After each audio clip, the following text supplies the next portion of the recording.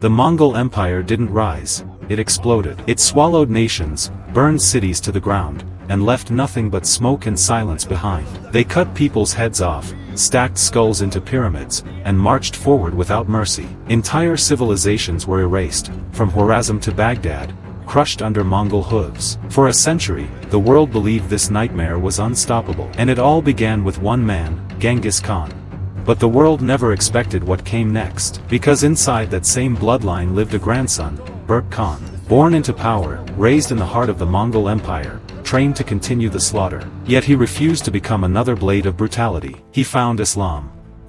He found conscience. He found a reason to fight his own empire. Berke Khan didn't just become Muslim, he turned his faith into a weapon of justice. He stood against his family, against Genghis Khan's legacy, and helped bring the Mongol Empire to its knees. This is the story of the Muslim Mongol who dared to break the beast from within. Berke Khan entered the world carrying a cursed inheritance. He wasn't just another Mongol noble, he was the grandson of Genghis Khan himself, the architect of terror. From birth, he was surrounded by war trophies, burning cities, and stories of conquerors who measured victory by the number of bodies left behind. He grew up inside the Golden Horde, the northern fist of the Mongol Empire, stretching across the Volga, the Russian plains, and the endless steppe. A kingdom built on tribute, intimidation, and the memory of heads rolling in the dirt. His training was simple: destroy before being challenged, strike before being questioned, rule through fear, just like his grandfather. Every lesson, every ritual, every expectation screamed the same command: continue the brutality. To the world, Berke Khan was destined to become the next unstoppable Mongol warlord, another storm of fire and arrows. But as he watched cities crushed and innocent people slaughtered in the name of empire, something inside him shifted. A quiet disgust. A dangerous doubt. The heir to the monster had begun questioning the monster. And that silent rebellion would change history. Berke Khan's transformation didn't begin on a battlefield, it began in silence. While ruling the Golden Horde, he met Muslim traders, scholars, and survivors who had lived through Mongol slaughter.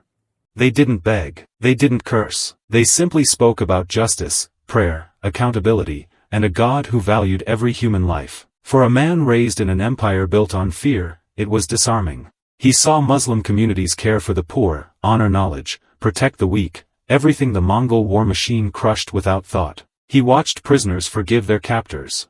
He listened to verses of the Quran about mercy, balance, and responsibility. And slowly, Berke realized something terrifying: the people his empire butchered were not weak. They were principled. What the Mongols saw as submission was actually discipline. What they saw as softness was moral strength. That discovery broke him open. Berke didn't convert for politics, power, or territory. He converted because Islam answered the question that had haunted him since childhood.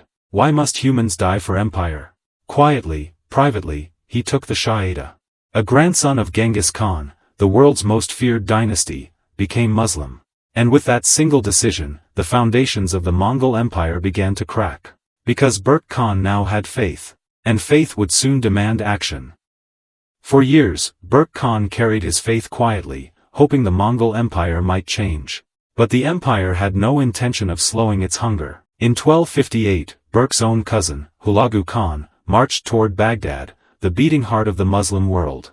A city of scholars, physicians, poets, libraries, and centuries of knowledge. A place that once led civilization. The Mongols treated it like every other target. They smashed the gates, butchered civilians, chopped off heads, and tossed corpses into the Tigris River until the water turned black with blood and ink. The Caliph, the spiritual leader of millions, was murdered. Libraries that held the world's greatest manuscripts were burned or dumped into the river. Baghdad, a city that had shined for 500 years, was reduced to smoke, ash, and silence. When news reached Berke Khan, it didn't just anger him, it shattered him. This wasn't conquest. It was annihilation. It was the murder of a civilization. And it was done by his own family, in the name of the empire he was expected to protect. Berke didn't stay silent. He reportedly swore that Hulagu would answer for every innocent Muslim killed, even if the price was civil war. In that moment, Berke Khan stopped being a passive believer. His faith became a mission, a responsibility. Baghdad wasn't just another Mongol victory, it was the line he refused to cross. From that day forward, Berke Khan knew exactly what he had to do. turn against the monster his grandfather built.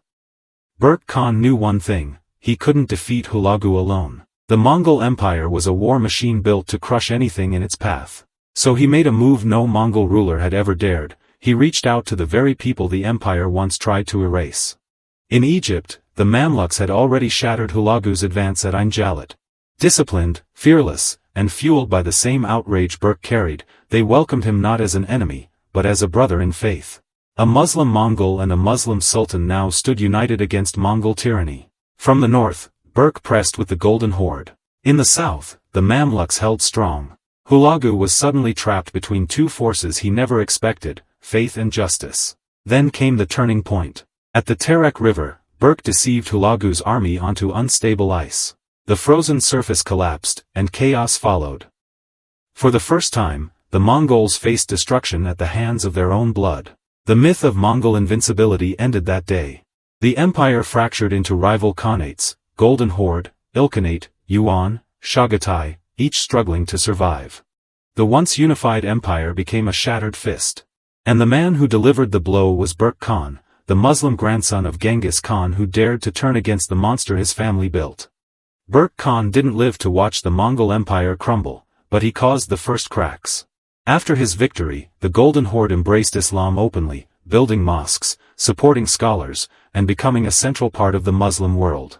Meanwhile, Hulagu's Ilkhanate weakened, isolated, and terrified of another northern assault. The once unified Mongol Empire split into rival khanates, and it never reunited.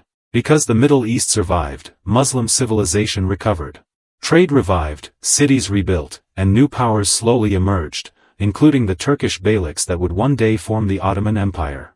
Yet history rarely credits the man who made that survival possible. Genghis Khan created the Mongol Empire through fear. But his grandson, Berke Khan, helped end it through faith, conscience, and resolve. He proved that even someone born into brutality can choose justice instead. So the question is yours now. Was Berke Khan a traitor to the Mongols? Or the man who finally stopped them? Do share your thoughts in the comments. And while you are there, don't forget to hit the subscribe button and thumbs up. It really helps us keep going, and I really appreciate all of you for tuning in. I will see you in the next video where we will uncover another chapter of history.